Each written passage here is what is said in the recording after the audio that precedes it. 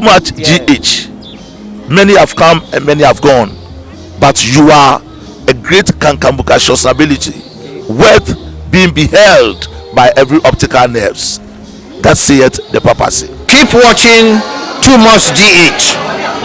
and you'll get the best of entertainment, the best of everything you want. My name is Ohima One. Keep watching Too Much GH. It's the best. Keep watching Too Much GH.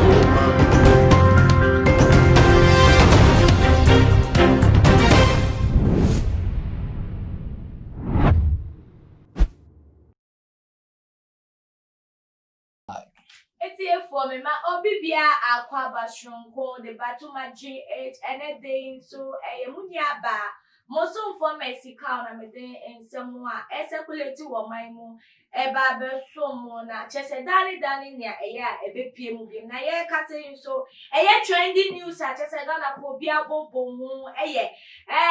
prophet or what Ghana house, just one of your beccanas and would see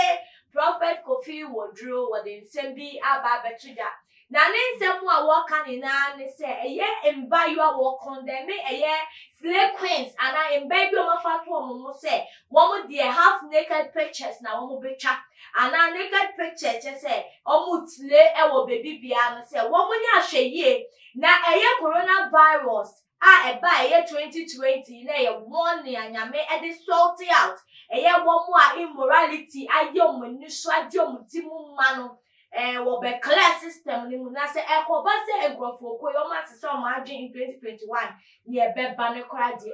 so na ye papa ni ne nsi wa wasa kan se asofo na wo mo de o ma yo mo wa brofo se ba wo mo kan se mo ne play ma eye nkrofo nya adwen sa kira na wo mo deceive wo mo especially mba no wo mo nye ahweye na wo mo so no bufuo ne ba ye den e bi be kan wo mo so ne te bo ma mo me fa papa nsem se na wo sika no enfa entu dwa pepepe emma Prophet Kofi Wodro of the Alabaster International Ministry has thrown a word of question to young ladies who have taken to the behavior of portraying sexually suggestive photos and videos to immediately put a stop to that sort of behavior. This, he explained, was because the year 2020 has been a world cleansing year, but 2021 will be worse than 2020 because God is not done cleansing the word of the morally corrupt people. It's for send me see and somebody kind two jano sana was here. Wasi nyame gusu eyini de na wono nso a tese o madue bu no nyame gusu sort wo alphabet tese ma na o de o jeja wo ho no o de o mafa sex normal enye video se enye wo yi wo to ni o mpokwa ni na de gu no wo nya ahwe ye san se ku aye kumu no nyame sort out no wo wieye na o ma nya ahwe ye a tese wo so wo nkwa no womo di wom suban tantan na ebetwa eso kraka na we de ekoso wo program morning program a chese dani da womo ye ewo okay fm wona ye papi edi ne numu nsem yi ekoto edwa na etiefo ewo mra na womo celebrate minister bi a chese wo bo ne ho modern papa na etiefo mamento aswe senya ensem no esi ekọ no or say the modern woman has seriously geared up the role of helpmate which the Bible first assigned. Women of today have taken to rather sell their bodies for various material things, and as such the veil of favor and prosperity, which is what a woman brought to the table in the past, has been replaced with Jane strings, sexy pints, and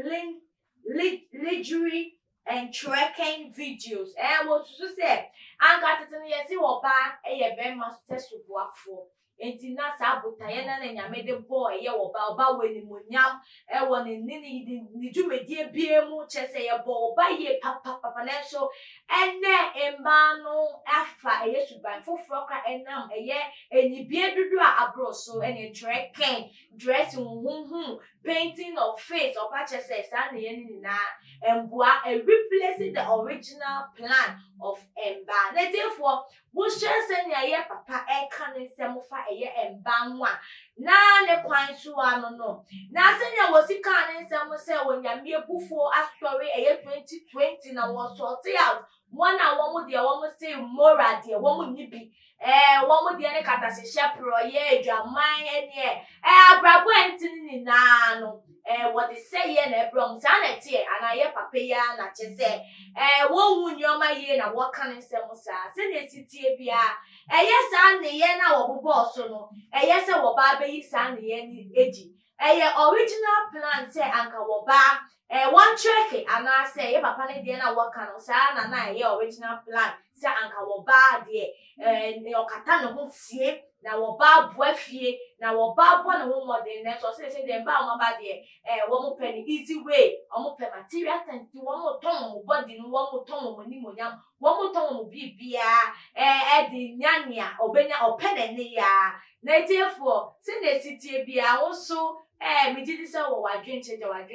eti your comment section wo mayen subscribe to my GH if you dey say de bia in some circulating sakan na ne de atu de amawo na like na share promote channel say na betina say de amawo de bia afei so bo wo modia na frɛ Mama Juliet one of say say Mama Juliet oba pese wo kitchen wo so dia for Mama Juliet no be boa ma wo kitchen ya waye ni kasa say won concentrate apoli won concentrate withdraw cattle there be oba emfatao frɛ no na Christmas ya ma wo kitchen ya waye de papa afei lo master pese won kwa mu ye da je say all play no work enke enye ebeboa ma won kwa mu ye de frɛ lo master apart from project no obeboa ama Christmas je say ufie aye ni je papa 24 hours na je say lo no bibia aye ready no rating so de da form save boko mumba modi afre yellow master na on mam Christmas no and so therefore aha ene me bema me kwan na chese me jai bibia to wo sa na me di mo esi that's ene ye besa ehia bi maka